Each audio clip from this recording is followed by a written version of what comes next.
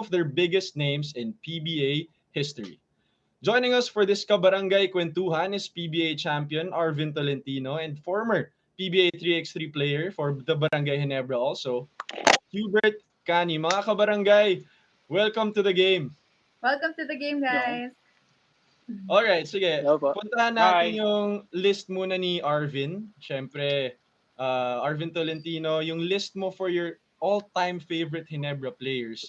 You mentioned Scottie Thompson, L.A. Tenorio, J.J. Helterbrand, Ronald Tubid, and Mark Caguioa. Let's start with two of your current teammates muna, Arvin. Pinili mo si Scottie Thompson and si L.A. Tenorio. Bakit mo sila napili? Everyday mo silang nakakasama.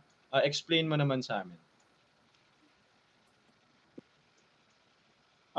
Yun nga, sabi mo nga, everyday ko sila nakakasama. So, alam kong... Hello? Okay, go ahead. Okay. So, yun nga. Tulad sinabi mo, Jegs, na araw-araw sila nakakasama. So, alam ko kung ano yung mga kaya nilang magawa sa court. Scottie, alam naman natin na parang hindi na mapagod. Do it all player. Parang si Scottie pa lang yung nakikita kong Scottie Thompson. And then also si LA, di ba? Isa sa pinakamagaling na point guard sa PBA ever siguro. Isa sa pinakamatalino. So, yun, sila napili ko sa 5. 2 sa 5. Oo. Arvin, next 3 players naman, no? Ito yung mga biggest names ng 2000 Ginebra team. We have Ronald Tubid and of course yung mga Fast and the Furious, ang pinaka JJ Helterbrand and Mark Caguioa. For these 3 players naman, Arvin, bakit mo sila naisipan na ilagay sa listahan mo? Sila kasi mga players na growing up, sila yung talagang pinapanood ko. Ng mga napanood ko nung nag-start pa lang ako mag-basketball. Siyempre, Ginebra fan nga ako eh. And also my family. Barangay namin, Ginebra fans eh. So, sila yung mga talagang inaabangan namin tuwing linggo pag may laro, after dinner, after kain, diretso nood ng PBA. So, of course, pag sabi mong Ginebra, sa generation natin, di ba? Talagang ang maisip mo Fast and Furious, di ba? JJ Helterbrand and Mark Caguioa. Diba sila yung root ng generation natin when we talk about Ginebra. And isang player din also na talagang kinagiliwan ko dati nung bata ako, si Ronald Tubid. Kasi diba, may swag eh. May swag, may angas, and sobrang sipag din maglaro. Oh, that's for sure. Ang ganda nga nung list mo, Arvin. Let's move on now to the list naman of Hubert Cani. Bert, dito naman, ang balita ko, may magagalit pag may hindi kasama na Arvin Tolentino sa listahan. Joke lang. Pero may pang 6 ba dyan? May pang 6? Meron daw mamaya sasabihin nga ni Hubert sa atin eh. Pero Bert, balita ko magkaka-batchmate tayo nila Arvin. UAAP pa lang, high school, college. Pero may mga names dito na binanggit mo. Sonny Jaworski, tsaka Rudy Hatfield and Eric Menk. Explain mo naman sa amin kung paano mo naisip ilagay sila sa listahan. Well, syempre, unang-una, si Senator Sonny Jaworski, di ba? Halos lahat na ng kinikwento ng tatay ko, 'di ba? Tatay ko yung mga ibang mga matatandang players, 'di ba? Alam natin si Coach Sunny na talagang good defender, good rebounding guard. Talagang and all out talaga yung heart niya kada game. So, and kumbaga siya yung pinaka-ultimate na legend ng Ginebra. So hindi talaga siya mawawala sa list para sa akin. Nasa Ginebra na top na players. So ang next ko si Eric Menk, 'di ba? Eric Menk, naabutan ko siya pero sobrang bata pa. Eric Menk, pag binigay mo sa kanya yung bola post, unstoppable na eh. Hindi mo siya pwedeng bigyan ng single coverage, laging may double kay Eric Menk eh, 'di ba? Sa braso pa lang ni Eric Menk parang takot ka na nabanggayan eh. 'Di ba? And parang left and right siya shumot ng bola, 'di ba? And sino ba isa? Rudy Hatfield. Naabutan ko talaga si Rudy. Parang yun pa isang player na parang all out talaga every game.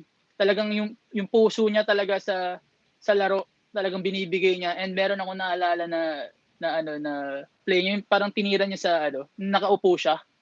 Mm. Diba, nakaupo siya na tapos Nakahiga, and nakahiga. yun yung mga nakahiga, putik na yun. Tapos Grabe yun. yung tira na yun. Oo, grabe yan. And yan yung player na na sobrang hassle na player, yung hindi mo makikita sa stats yung mga ginagawa niya. So yun yung 3 players na nasa past na nasa list ko.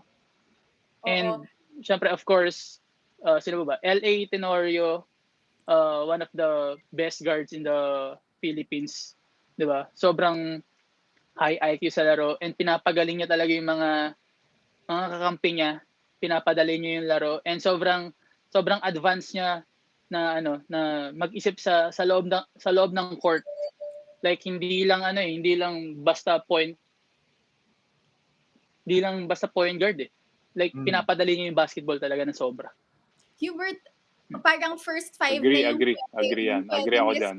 mo, no, dito sa all-time greatest players, and sobrang grabe yung explanation mo per player. Talagang very well-versed talaga yung mga explanations mo about each and every player. Marami akong pinagtanungan eh. Oo nga, pero kung pagpipilian ka lang ng isang player dito sa listahan mo, sino ang number 1 favorite player mo dito? Di ko pa pala sabi si Mark, the Spark, ang pinaka-favorite na player ko. Okay. And with Mark the Spark, Kasi alam na. As a point guard na ikaw bilang point guard, Yung favorite mo, nakalimutan mo? Style of play Oo niya. nga si Mark kasi talaga eh, pure scorer talaga eh. Parang born to score talaga si Mark, 'di ba? And alam mo kung saan kanino mo ibibigay yung yung bola kapag kailangan niyo na score parang 9 seconds. Oo. So Ikaw naman, Vin, doon sa listahan naman ni Hubert, medyo ibahin natin yung question. Sino sa tingin mo dapat linagay ni Hubert doon sa listahan niya? May naglalaro sa Ginebra yung number 10 ata. Oo nga, balita ko point guard, diba? Sino ba yun, Bert? Kilala mo ata, yung 6th man siguro pwede, Bert. Yung tinanungan mo. Yung 6th man. Alin, bro? Alin? Yung tinanungan mo ng mga players na to, sino ba yun? Siyempre, tinanong mo si Coach Aris, pang 6 man ko. Coach Aris, pang 6 man ko. Magagalit. Hindi mo siya in-include sa listahan mo, Hubert. Okay guys, thank you so much sa listahan nyo. Sobrang nag-enjoy. I'm sure yung mga Barangay Ginebra fans nag-enjoy din sa kwentuhan na to. Pero hindi muna kayo aalis kasi sa susunod na topic natin, you guys will still be with us. So after the break, we'll talk about Arvin Tolentino's fandom on all-time Dallas Mavericks great Dirk Nowitzki with Hubert Cani. Stay tuned. You're watching the game.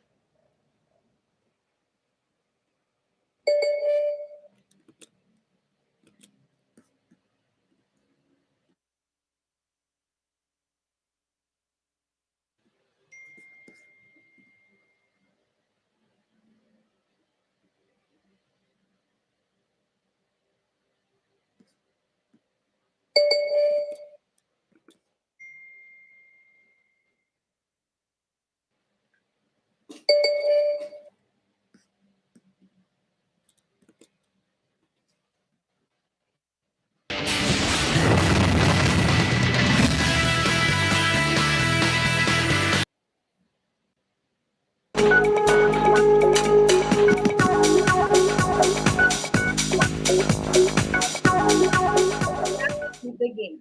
As we are always a fan of the NBA, be sure not to miss the action approaching this weekend. It's the Battle of LA tomorrow as LeBron and the Lakers take on the Clippers. Then Luka Doncic and the Mavs battle it out with Joel Embiid and the Sixers on Saturday. Since we have Arvin Tolentino and Hubert Canny with us tonight, let's talk about Arvin's NBA idols and see whether or not Hubert sees them in his former teammates' game. Arvin and Hubert, welcome back to the game. Ayan. So, Arvin, alam mo ba, last week kasama namin si Hubert at binanggit din niya yung mga idols niya sa NBA. So, binanggit niya si LeBron, si Kobe, si Kyrie, si Steph Curry. At ngayon naman, para sa'yo, di naman halata na Dallas Mavericks fan ka. No? Pero let's start off with Dirk Nowitzki. So, si Dirk Nowitzki, no, power forward siya and he really changed the game as a power forward. And ikaw din, parang makikita ko parang medyo same yung gameplay niyo eh. So, bakit mo ba naisip na maging pinaka number one idol mo si Dirk Nowitzki?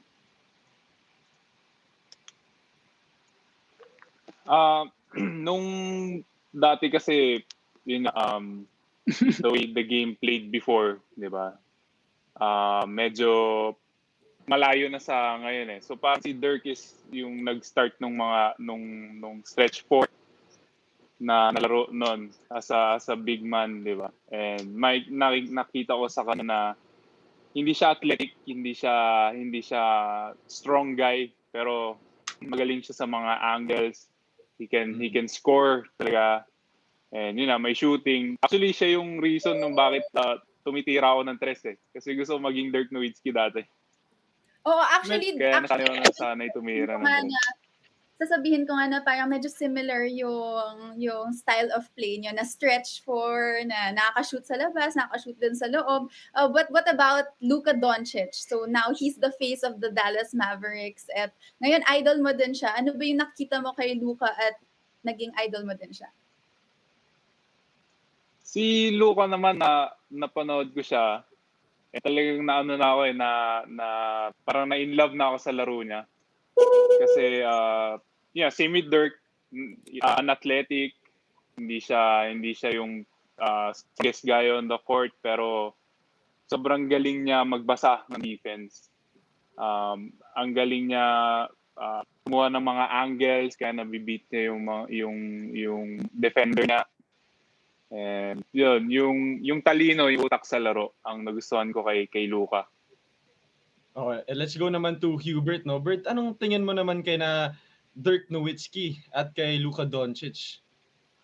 Ayun, medyo may connection problems lang. Bert, narinig mo kami? Alright, medyo may connection problems tayo kay Bert. Pero, Vin, punta ulit tayo sa'yo. Medyo ginagaya mo ba yung games ni na Dirk and Lucas? At medyo pinapattern mo yung game sa kanila? Medyo nakikita ko nga yun eh. Medyo tinatry ko naman, pero di ba, mahirap, but yun nga, at least meron akong idea kung paano. But since the start talaga, nung nagsimula ako maglaro, si Dirk talaga yung ginagaya ko. Siya talaga. Si Luka ngayon, medyo since transition ako to guard forward ngayong shooter, sa Ginebra. So, madalas kong pinapanood na si Luka. Oh, Bert, medyo sabay-sabay tayo nagsimula maglaro, no? Sa high school, college. Magkakasabay tayo. Pero dati ko pa nakikita si Arvin na medyo parehong, medyo may Dirk, medyo may Luka. Sa tingin mo, ganun din yung similarities nila? Bro, grabe ka mangungking ng player eh. Alam natin kung kung totoo yung sinasabi mo eh. Hindi nga, Bert. Ano yung mga similarities na nakikita mo? Well, similarities siguro, same sila ng katawan ni Luka. Tsaka in a good way. Teka lang. Parang in a good way. And syempre, yung shooting talaga, parang doon sila halos magkalapit nila Dirk and Luka sa shooting talaga. Kasi Arvin, kilala ko na, high school pa lang to eh. 13 pa lang kami magkasama na. Di ba? And iba na, kumbaga sweet shooting talaga si Arvin. Pag pinasama yung mataas yung percentage talaga, as in. Arvin, ayan, kaibigan mo talaga si Hubert dahil agree na agree siya sa'yo na Kaya same yung style kinikilig of nga ako play ni Dirk Nowitzki tsaka ni Luka Doncic. Pero nabanggit ko nga kanina, Arvin, no, na last week, sinabi din ni Hubert yung mga idols niya. So, sinabi niya sina Kyrie, Kobe, LeBron, and Steph Curry. So, tatanungin ko naman si Arvin. Arvin, nakikita mo ba yung mga laro ni Hubert na parang sina Kobe, parang sina Steph, and Kyrie Irving? Same ba sila ng laro?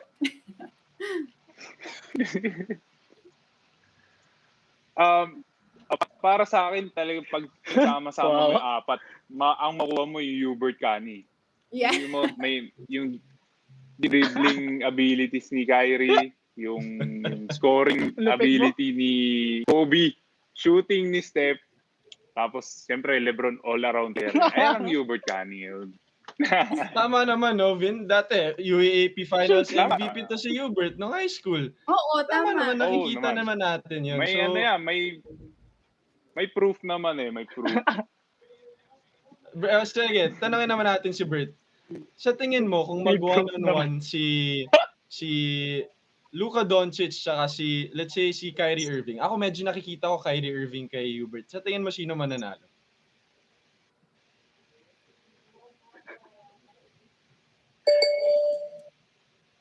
Sino ba? Si Arvin ba? Ikaw, Bert, ikaw.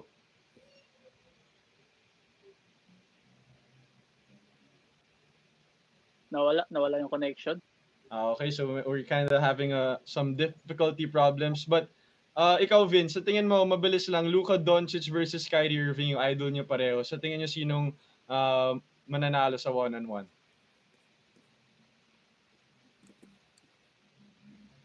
One-on-one, I think, syempre si Kyrie. Kasi si Luka, more of a team player. Siya mag-create for the team. Kyrie, one-on-one, I don't think may makakatalo kay Kyrie one-on-one. Mahirap yun, mahirap. Yeah, and I'm sure both of you guys, thank you so much for explaining your favorite players, kung bakit sila yung mga idol nyo, and I'm sure a lot of fans are also waiting for them to play. So again, don't miss the NBA action approaching the weekend. It's the Battle of LA tomorrow as LeBron and the Lakers take on the Clippers. Then Luka Doncic and the Mavs battle it out with Joel Embiid and the Sixers on Saturday. Again, Hubert and Arvin, thank you so much. Salamat. Next time ulit. Thank you. And when we return, we'll bleed maroon as Bea and I will be joined by UP couple, former Courtside reporter Riki Flores-Reyes and former Fighting Maroon Martin Reyes, as they look back to their UAAP Courtside stories. Keep it here. You're watching the game.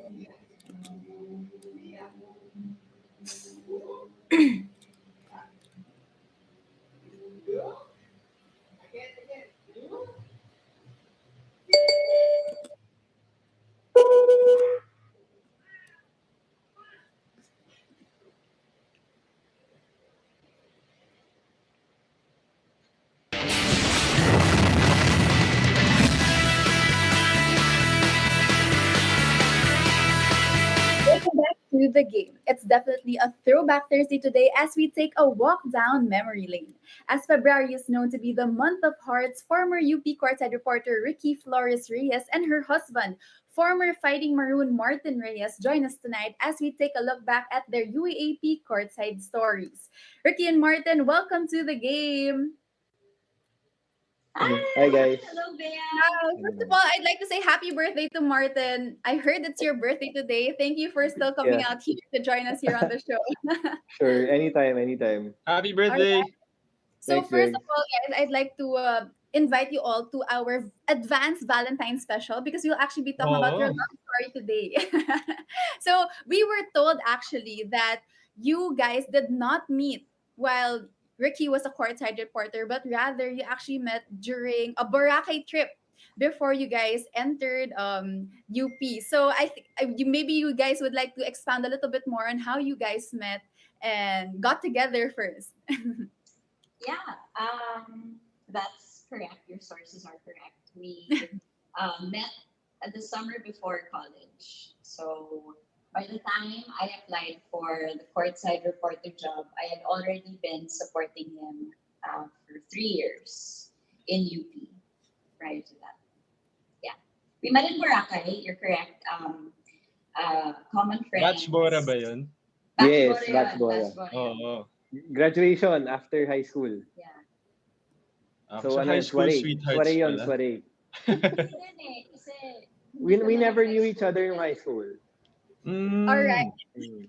All right. So at least that's cleared out that you guys actually met prior to even entering college. But let's get to the courtside reporter topic. Ricky, maybe you can share us a little bit more the thought process that came into actually going into that audition and putting in your application to become a courtside reporter for UP.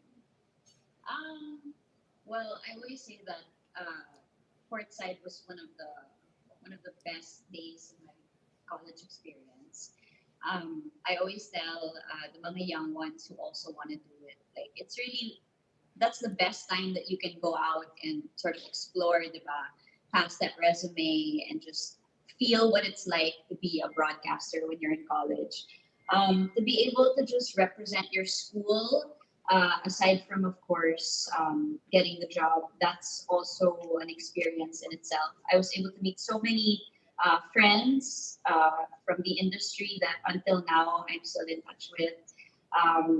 And yeah, it was really a learning curve for me, and I'm just so happy that I got to do it with Martin, who was playing like right there. Yeah. All right, let's go to the other side. For Martin. Martin, did Ricky tell you that she was gonna audition for Courtside? And what was your reaction when she finally got in and you finally found out that she was gonna be the courtside for I you? want to know Kasi about this. similar yung, medyo similar, medyo nakaka-relate ako sa ganun.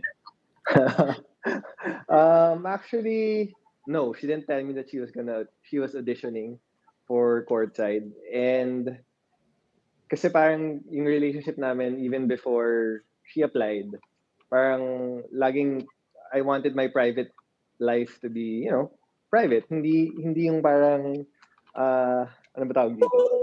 Basta hindi public. Ayoko yung nandun siya, ganun.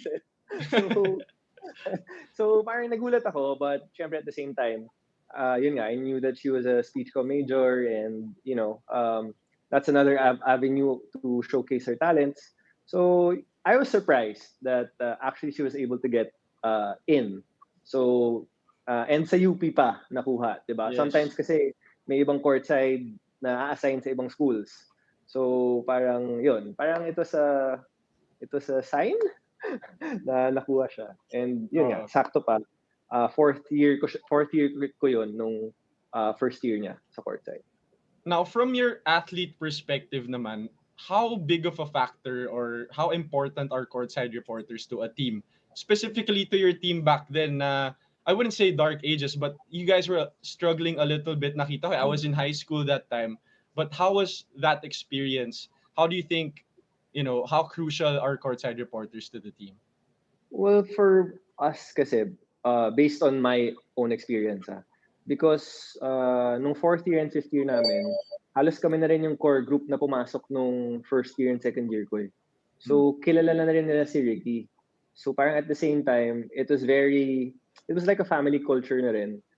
Because, outside, on and off the court, magkakasama kami sa campus. So, it was really just like, a family vibe, and everyone was just comfortable with each other. So they parang treated Riki as barkada. Hindi pa nga parang courtside eh, parang barkada yung dating talaga. So That's right. it might differ per team. So for us, it was really just an added member of the family. So we were really thankful na we built a relationship way back pa, even before she joined Courtside. Yeah, and Jugs, just to add, I was already in UP when Ricky Flo was already a courtside reporter, and I can really vouch for how she was really part of the family kasi nakita ko Mhm. talaga her dynamics. Biased aside with Martin, her now husband, talagang she really is close to all the other players. But then, Ricky, looking back now, you already have a family with Martin Reyes. When you look back at your CSR experience, how has it changed your life so much and paved the way to the life that you have today? Um, well, I know that I like to talk. So this was where I really found my, I guess, calling. All my other jobs were based off of holding a microphone and, being comfortable in front of a crowd while talking, while thinking on your toes. And, there's something about the thrill and there's something about the challenge that really gets your blood going. And, I guess that's different for different people, diba? But yeah, it's really changed me now. I like to talk a lot, and Martin can tell you that.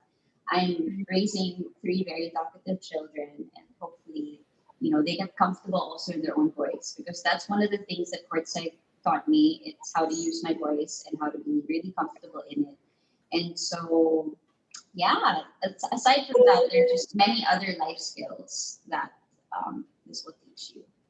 Yep. And Ricky, you were a very iconic part of the UP team that time. A lot of great reports. How about your message to the aspiring courtside reporters who would want to apply and audition for the upcoming UAAP? Don't hesitate. Shoot your shot and just do it. You might find your future husband there. Wow. I like that last line. Yeah. Yes, coming from them, guys. So don't hesitate. And again, thank you, Ricky, and thank you, Martin, for your time. Really appreciate that trip down memory lane. Thanks, Thank you. guys. Thanks so much, Diego and Bea. Now, do you want to be one of the next UAAP courtside reporters? Now is your chance to audition.